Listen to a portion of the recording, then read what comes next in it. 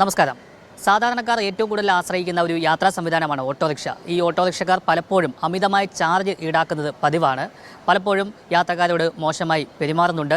അങ്ങനെയുള്ള നിരവധി പരാതികളാണ് ഉയർന്നു വരുന്നത്. അതിനെതിരെയൊക്കെ മോട്ടോർ വാഹന വകുപ്പ് ശക്തമായ നിയമ നടപടികൾ സ്വീകരിക്കുന്നുണ്ട്. ഇന്ന് മറുനാടൻ പ്രേക്ഷകർക്ക് കൃത്യമായി ഓട്ടോ ചാർജ് എത്രയാണ് എന്ന് മനസ്സിലാക്കി തരികയാണ്. മിനിമം ചാർജ് എത്രയാണ്, അഡീഷണൽ വരുന്ന ഓരോ കിലോമീറ്ററിനും എത്ര രൂപയാകും, അതുപോലെ രാത്രികാലങ്ങളിൽ ചാർജ് എത്രയാണ്, ഇക്കാര്യങ്ങളൊക്കെ വ്യക്തമാക്കുന്നത് എറണാകുളം എൻഫോഴ്സ്മെൻറ്റ് RTO കെ മനോജാണ്. മോട്ടോർ വാഹന വകുപ്പ് 26/4/2022 ഓട്ടോറിക്ഷകളുടെ നിരക്ക് പ്രഖ്യാപിച്ചുകൊണ്ട് ഗസറ്റ് നോട്ടിഫിക്കേഷൻ ഇറക്കിയിട്ടുണ്ട്. സാധാരണ പൊതുജനങ്ങൾക്ക് പ്രസ്തുത ഗസറ്റ് നോട്ടിഫിക്കേഷനെ ആസ്പദമാക്കിയുള്ള തുക മാത്രം കൊടുത്താൽ മതിയാകും. മീറ്ററിൽ പല വിധത്തിലുള്ള അനുകൂല സാഹചര്യങ്ങൾ ഉപഭോക്താക്കൾക്കും അതേപോലെ തന്നെ വാഹന ഉടമയ്ക്കും വേണ്ടി തയ്യാർ ചെയ്തിട്ടുണ്ട്. അതായത് വാഹനം വഴിയിൽ ബ്ലോക്കായി കഴിഞ്ഞാൽ അതും കൂടിയും മീറ്ററിൽ രേഖപ്പെടുത്തിയാണ് വരുന്നത് എന്നുള്ളത് പൊതുജനം മനസ്സിലാക്കേണ്ട കാര്യമാണ്. ഒപ്പം തന്നെ വാഹന ഡ്രൈവർമാരും ഉടമകളും മനസ്സിലാക്കേണ്ടതാണ്. അതുകൊണ്ട് തന്നെ മീറ്റർ കോർപ്പറേഷൻ ഏരിയയിൽ പ്രവർത്തിപ്പിക്കേണ്ടത് അനിവാര്യമാണ്. പ്രവർത്തിപ്പിക്കാത്ത മീറ്ററുകളോടുകൂടിയുള്ളതോ അല്ലെ മീറ്റർ പ്രവർത്തിപ്പിക്കാതിരിക്കുന്നതോ ആയ സാഹചര്യങ്ങൾ ശ്രദ്ധയിൽപ്പെട്ടിട്ടുണ്ടെങ്കിൽ പോലീസ് സ്റ്റേഷനിലും അതുപോലെ തന്നെ മോട്ടോർ വാഹന വകുപ്പിലും അറിയിക്കാവുന്നതാണ്. ഞങ്ങളുടെ ഡെഡിക്കേറ്റഡ് നമ്പറിലേക്ക് വാട്സാപ്പ് ചെയ്താൽ മതിയാകും. വാട്സാപ്പ് നമ്പർ പറയാം: 9188961207. മീറ്റർ ഇട്ട് പോകുമ്പോൾ ബ്ലോക്ക് കണ്ടപ്പോൾ സ്ഥലമുള്ള എറണാകുളം, ട്രിവാൻഡ്രം ഒക്കെ പറയുമ്പോൾ നല്ല ബ്ലോക്ക് ഉണ്ടല്ലോ. ആ സമയത്ത് നമ്മൾ മീറ്ററിൻ്റെ കാൽക്കുലേറ്റ് ചെയ്ത് പോകും. നമ്മൾ മനസ്സിലാക്കണമെന്നാണ് അദ്ദേഹം പറയുന്നത്. ചില കസ്റ്റമേഴ്സൊക്കെ പണ്ടൊക്കെ ഞാൻ കണ്ടിട്ടുണ്ട്, ഈ ബ്ലോക്കിൽ കിടക്കുന്നതിൻ്റെ സമയത്ത് അവർ സമ്മതിക്കില്ല. അതെങ്ങനെയാണ് കൂട്ടുന്നതെന്നൊക്കെ പറഞ്ഞാൽ ചില ആൾക്കാർ പ്രശ്നം ഉണ്ടാക്കിയിട്ടുണ്ട്. പണ്ടൊക്കെ ഞാൻ കേട്ടിട്ടുണ്ട് അതിനെക്കുറിച്ച്. ഞങ്ങളുടെ ഇമെയിൽ ID ഉണ്ട്: RTO07.MVD@kerala.gov.in. ഇതിലേക്കും അയക്കാവുന്നതാണ്. വാഹനത്തിൻ്റെ നമ്പറും ഫോട്ടോയും ഉണ്ടെങ്കിൽ എളുപ്പമായി. ആദ്യം തന്നെ നമ്മൾ മീറ്റർ പ്രവർത്തിപ്പിക്കാനായിട്ട് പറയുക, എങ്ങോട്ടേക്കാണ് പോകേണ്ടതെന്നുള്ള സഞ്ചാര പഥം പറയുക. അത് കഴിഞ്ഞ് മീറ്റർ പ്രവർത്തിപ്പിച്ചില്ല എന്നുണ്ടെങ്കിൽ മാത്രം മതി. പരമാവധി സഹകരണം ഡ്രൈവറുമായി ഉറപ്പാക്കേണ്ടത് വാഹനം ഉപയോഗിക്കുന്ന ആളുടെ ഒരു ഭാഗികമായ ഉത്തരവാദിത്വമാണ്. പിന്നെ മീറ്റർ ചാർജിലേക്ക് വന്നു കഴിഞ്ഞാൽ 1.5 കിലോമീറ്ററിന് 30 രൂപയാണ് പുതുക്കിയ മിനിമം ചാർജ്. ആ മിനിമം ചാർജ് കൂടാതെ സഞ്ചരിക്കുന്ന കിലോമീറ്ററിന് 0.5 കിലോമീറ്റർ ഇടവിട്ടുള്ള നിരക്കുകൾ നൽകിയിട്ടുണ്ട്. യാത്ര ചെയ്യുന്ന കൃത്യമായ ദൂരം അനുസൃതമായി ഓരോ 100 മീറ്ററിനും 1.5 രൂപ അധികമായി വരും. ഇതെല്ലാം മീറ്ററിൽ കൃത്യമായി കാണിക്കും. രാത്രി 10 മണിക്ക് ശേഷം രാവിലെ 5 മണി വരെ നടത്തുന്ന യാത്രകളാണെന്നുണ്ടെങ്കിൽ ചാർജിൻ്റെ 50% കൂടിയും വാങ്ങാവുന്നതാണ്. അത് വാഹന ഡ്രൈവർക്ക് കൊടുക്കേണ്ടതാണ്. തിരുവനന്തപുരം, കൊല്ലം, തൃശ്ശൂർ, കോഴിക്കോട് എന്നീ കോർപ്പറേഷനുകളിൽ, കണ്ണൂർ, പാലക്കാട്, കോട്ടയം എന്നീ പ്രധാന ടൗണുകളും ഒഴികെയുള്ള സ്ഥലങ്ങളിൽ പകൽ 5 മണി മുതൽ രാത്രി 10 മണി വരെ നടത്തുന്ന ഒരു വശത്തേക്ക് മാത്രമുള്ള യാത്രയാണെങ്കിൽ അതിൻ്റെ തുകയുടെ 50% അധികമായി നൽകേണ്ടതാണ്. ഇരുവശത്തേക്കുമുള്ള യാത്രയ്ക്കാണെങ്കിൽ മീറ്റർ ചാർജ് നൽകിയാൽ മതിയാകും.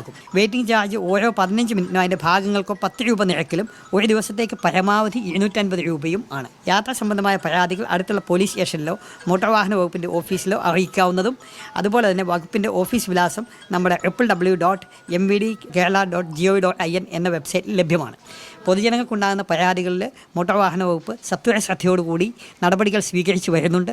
ഓട്ടോറിക്ഷകളിൽ രാത്രികാലങ്ങളിൽ മഫ്റ്റിയിൽ ചെക്കിംഗ് നടത്തുന്നുണ്ട്. പകലും കോർപ്പറേഷൻ ഏരിയകളിൽ ചെക്കിംഗ് നടത്തുന്നുണ്ട്. എന്നിരുന്നാലും ഏകദേശം 3500ഓളം ഓട്ടോറിക്ഷകൾക്ക് പെർമിറ്റുള്ള സ്ഥലമാണ് കൊച്ചിൻ കോർപ്പറേഷൻ. ഈ കോർപ്പറേഷൻ പരിധിയിൽ ഓടുന്ന എല്ലാ വാഹനങ്ങളെയും ഒരേപോലെ നിരീക്ഷിക്കുക എന്ന് പറയുന്നതിലെ പ്രായോഗിക ബുദ്ധിമുട്ടുള്ളത് കൊണ്ട് തന്നെ ഗവൺമെൻറ് പുതിയതായിട്ട് സിറ്റിസൺ സെൻറ്റിനൽ ആപ്പ് എന്ന് പറയുന്ന ഒരു ആപ്പ് ഡെവലപ്പ് ചെയ്തിട്ടുണ്ട്. പരിവാഹൻ സൈറ്റിൽ അത് ലഭ്യമാണ്. പരിവാഹൻ സൈറ്റിലെ ആ ആപ്പ് വഴി നിങ്ങൾക്ക് പരാതികൾ അയക്കാവുന്നതാണ്. വണ്ടിയുടെ ഫോട്ടോയും അതുപോലെ തന്നെ ബാക്കിയുള്ള കാര്യങ്ങളും ലഭ്യമാണ് എന്നുണ്ടെങ്കിൽ ആ കാര്യങ്ങൾക്ക് കൂടി ചേർത്ത് നിങ്ങൾക്ക് വാട്സാപ്പ് വഴി ഇത് അപ്ലോഡ് ചെയ്യാവുന്നതാണ്. അപ്ലോഡ് ചെയ്തത് ആരാണെന്നോ അല്ലെങ്കിൽ എവിടെ നിന്നാണെന്നോ ഒന്നും അറിയാത്ത രീതിയിൽ നടപടികൾ കർക്കശമായി എടുക്കാവുന്നതുമാണ്. ഈ കാര്യത്തിൽ പൊതുജനങ്ങൾ, മാന്യ ഉപഭോക്താക്കൾ ഡ്രൈവർമാരുമായും അതുപോലെ തന്നെ വാഹനത്തിൽ സഞ്ചരിക്കുന്ന സമയത്തും മാന്യത പുലർത്തണം എന്നുള്ള കാര്യവും കൂടി പറയുന്നു. ഡ്രൈവർമാരും അതേപോലെ തന്നെ സദാ ജാഗരൂകരായിരിക്കണം. തങ്ങൾക്ക് കിട്ടിയിരിക്കുന്ന ഒരു അവകാശമല്ല, മറിച്ച് തങ്ങൾ നൽകുന്ന ഒരു സർവീസാണ് എന്നുള്ള ഒരു പ്രായോഗിക വശം കണക്കിലെടുത്ത് വേണം വാഹനത്തിൽ സഞ്ചരിക്കുന്ന ആൾക്കാരോട് പെരുമാറുവാൻ എന്നുള്ള കാര്യം ഓർമ്മിപ്പിക്കാൻ ഞാൻ ഈ അവസരം ഉപയോഗിക്കുന്നു. ചിലപ്പോഴൊക്കെ ഈ ഓട്ടോ ചെറിയ ദൂരമൊന്നും ഓടാനായിട്ട് ഓട്ടോക്കാർ തയ്യാറാവുന്നില്ല. അപ്പോൾ അതിനെന്ത് നടപടി സ്വീകരിക്കുക? അതിന് പരാതി നന്നായി പരാതി തന്നു കഴിഞ്ഞാൽ കർശനമായ നടപടി പെർമിറ്റിലുണ്ടാകും. ഡ്രൈവറുടെ ലൈസൻസിനെതിരെയും നടപടി ഉണ്ടാവും. അവരെ കറക്റ്റീവ് ട്രെയിനിങ്ങിന് വിധേയമാക്കും. മോശമായിട്ട് പെരുമാറുന്നു. ഒരു മാസം തന്നെ നമുക്ക് ഏകദേശം ഒരു 10 മുതൽ 15ഓളം പരാതികൾ ഈ കാര്യങ്ങളിൽ വരാറുണ്ട്. പക്ഷേ ചില പരാതികളിൽ നമുക്ക് വാഹനത്തിൻ്റെ നമ്പറോ അല്ലെങ്കിൽ ഡ്രൈവറെ മനസ്സിലാക്കുവാനുള്ള സൂചകങ്ങളോ ഒന്നും ഉണ്ടാവുകയില്ല. അങ്ങനെ വരുമ്പോൾ ഇത് കണ്ടുപിടിക്കുന്നതിന് സ്വാഭാവികമായും ബുദ്ധിമുട്ടുണ്ട്. എന്നിരുന്നാലും നമ്മൾ പരമാവധി നോക്കാറുണ്ട്. ഉപഭോക്താവ് എന്നുള്ള നിലയ്ക്ക് നമ്മൾ വാഹനത്തിൽ കയറുമ്പോൾ വാഹനത്തിൻ്റെ നമ്പർ നോട്ട് ചെയ്യുന്നത് എപ്പോഴും നല്ലതായിരിക്കും. നമ്മൾ പരിശോധനകൾ എങ്ങനെയാണ് നടത്തുന്നത്? പരിശോധനകൾ വിവിധ രീതിയിൽ നടത്താറുണ്ട്. ഒന്ന് മഫ്റ്റിയിൽ നടത്തും, ഒന്ന് യൂണിഫോം പോയി സ്റ്റാൻഡുകൾ തോറും ചെക്കിങ് നടത്തും, അല്ലെങ്കിൽ റാൻഡമായി കംപ്ലയിൻറ്റ് കിട്ടുന്നതനുസരിച്ച് ചെയ്യും. അങ്ങനെയുള്ള വിവിധ രീതിയിലുള്ള പരിശോധനാ മാർഗ്ഗങ്ങളാണ് നമ്മൾ എറണാകുളം ജില്ലയിൽ മൊത്തമായിട്ട് നമ്മൾ ആവിഷ്കരിച്ച് നടപ്പാക്കിക്കൊണ്ടിരിക്കുന്നത്. പ്രത്യേകിച്ച് പരാതികളിലാണ് നമ്മൾ കോൺസെൻട്രേറ്റ് ചെയ്യുക. പ്രത്യേകിച്ച് ഗസറ്റ് നോട്ടിഫിക്കേഷൻസിനെ കുറിച്ച് പൊതുജനങ്ങൾക്കുള്ള അവബോധം കുറവാണ് എന്നുള്ളതാണ് അതിനകത്ത് ഒരു അപര്യാപ്തത. അതുകൊണ്ട് ഈ ഗസറ്റ് നോട്ടിഫിക്കേഷൻ എല്ലാവരും ഒന്ന് വായിച്ച് മനസ്സിലാക്കുന്നതും മീറ്റർ ഇടണം എന്നുള്ള ഒരു നിർബന്ധ ബുദ്ധി എല്ലാവരും കാണിക്കണം എന്നുള്ളതുമാണ് ഉപഭോക്താക്കളോട് നമുക്ക് പറയാനുള്ളത്. എത്ര രൂപ പിഴ ചുമത്തും? എന്തൊക്കെ നിയമ നടപടിയായിരിക്കും ഡ്രൈവർ നേരിടേണ്ടി വരിക? പെർമിറ്റ് വയലേഷനുള്ള പിഴ 3000 രൂപയാണ്, അത് അടയ്ക്കേണ്ടി വരും.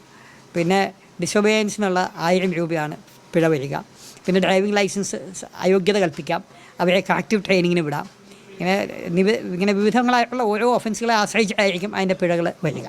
നമ്മുടെ നാട്ടിൽ നേരിടുന്നൊരു വലിയ പ്രശ്നമാണ് ഈ ഓട്ടോ ഡ്രൈവർമാരുമായിട്ടുള്ള ഇഷ്യൂ. എല്ലാ ജംഗ്ഷനിലുണ്ട്, പക്ഷേ ഒരു വിഭാഗം ഓട്ടോ ഡ്രൈവർമാർ നല്ല മുടയാണ്, അങ്ങനെ തന്നെ പറയേണ്ടവർ. നമുക്ക് പലപ്പോഴും നമ്മളെ വലിപ്പിക്കാറുണ്ട് അവർ.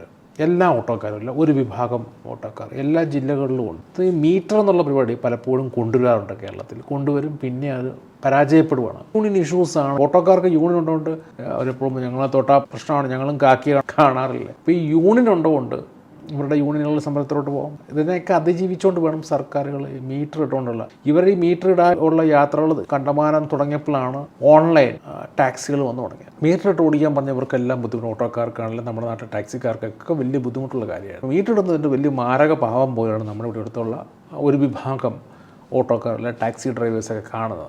ഇപ്പോൾ ഓട്ടോ ഡ്രൈവർമാർക്കൊക്കെ ഇപ്പം കിട്ടിയിരിക്കുന്ന പണി ഭയങ്കരമാണ്. ഇത് എങ്ങനെ പ്രാവർത്തികമാക്കുമെന്ന് എനിക്കറിയത്തില്ല.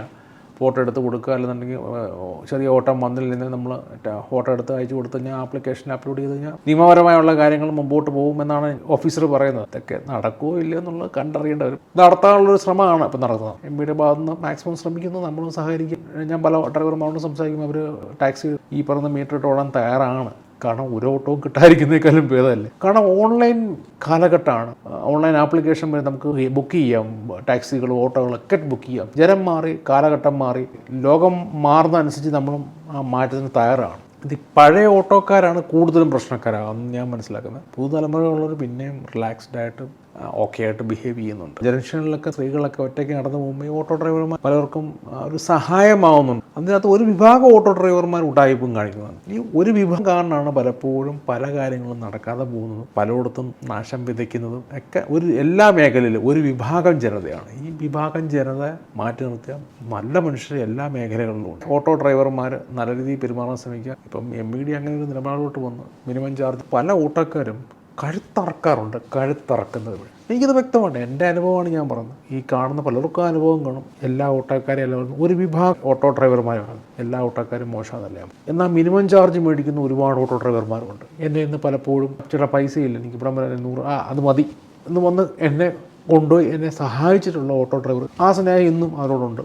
മോഹമൊന്നും ഓർക്കുന്നില്ലെങ്കിലും ഉള്ളിൻ്റെ ഉള്ളിൽ ആ സ്നേഹമുണ്ട്. അതുകൊണ്ട് നമുക്കറിയാം നല്ലവരുമുണ്ട് ചീത്തവരുമുണ്ട്. ഏകാലം ഈ മീറ്റർ ഇട്ട രീതിയുള്ള ആവശ്യമാണ്. മീറ്റർ വേണം, അത് കറക്റ്റായിട്ട് റീഡ് ചെയ്ത് പോകണം. പൈസ ആരുടെയാണ് അതിന് വാല്യൂ ഉണ്ട്. ഇപ്പം ഓട്ടോക്കാർക്കൂടെ പ്ലസ് പോയിന്റ് ഈ ബ്ലോക്കിൽ കിടക്കുമ്പം മീറ്റർ റീഡിംഗ് ഉണ്ട്. അത് കസ്റ്റമേഴ്സും സഹകരിക്കുക. അല്ല ആ സമയത്ത് അത് കൂട്ടിയേ പറ്റില്ല എന്ന് പറയല്ലോ, അതും കാൽക്കുലേറ്റ് ചെയ്യപ്പെടുന്നതാണ്. വീഡിയോ ഇഷ്ടപ്പെട്ടെങ്കിൽ ലൈക്ക് ചെയ്യുക, ഷെയർ ചെയ്യുക, സബ്സ്ക്രൈബ് ചെയ്യുക. Okay, bye, take care.